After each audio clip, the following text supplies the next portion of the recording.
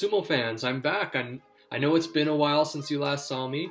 I've been taking some time to really step back and think about this channel and what kind of content and videos I want to create, and I've come up with a pretty cool list that I'm really excited to try out.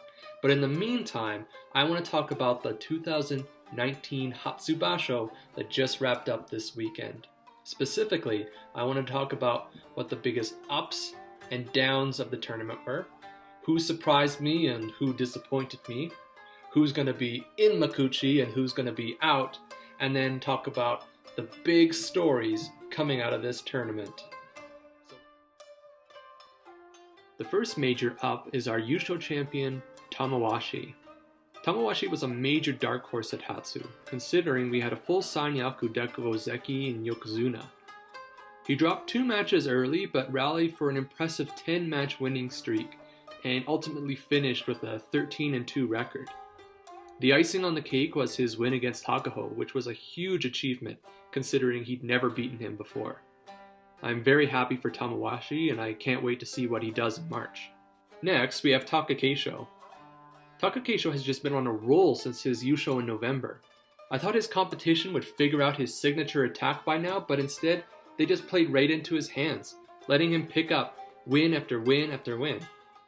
11 wins is a great record for the young Rikishi, and it will have a huge impact on his Ozeki run, but more on that later. Finally, we have Kaisei. After getting injured in November, Kaisei came back strong and posted an impressive 10-5 record. Kaisei used his size and strength to his advantage and dictated most of his matches. Few could push the big Brazilian around. I'm hoping to see him ride this momentum into March. Now let's look at the downs. Daishomaru had an absolutely dreadful Hatsu and finished with a terrible 3-12 record. He was winless in 10 straight matches, and his first victory came from a battered and bruised Ikioi.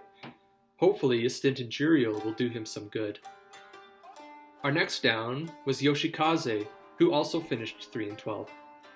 Yoshikaze looked completely out of it and lacked the intensity and fierceness that has earned him a status as a brawler. I have to wonder how much the retirement of his stablemate Takakaze affected his Basho. Our last down is Dayamami, who, despite his large size and menacing appearance, came off looking weak and timid. I think he too will benefit from some time down in the Juryo division. Now I want to talk about who surprised me and disappointed me the most this tournament. The Rikishi who surprised me the most was definitely Abi. Abi had a major return to form this Basho. After 4 straight Makikoshi records, Abi roared back with 10 wins, using his signature thrusting attack to great effect, proving that if it ain't broke, don't fix it. My personal biggest letdown has to be Ichinojo. Ichinojo had an incredible first week, where he looked strong, fast, and unstoppable, but then he just disappeared in week 2. Meek Sumo has become the norm for Ichinojo, which is unfortunate because I love the guy and I still think he has so much potential.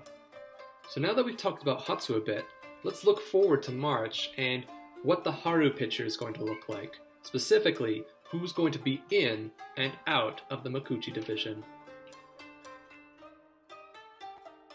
On the inside, it looks like Tomokaze, Daishoho, Teratsuyoshi, Ishiera, and Toyonoshima, or as I call him, Dad, could be making their way to Makuuchi, while Daishomaru, Dayamami, and Kotoyuki are Juryo bound.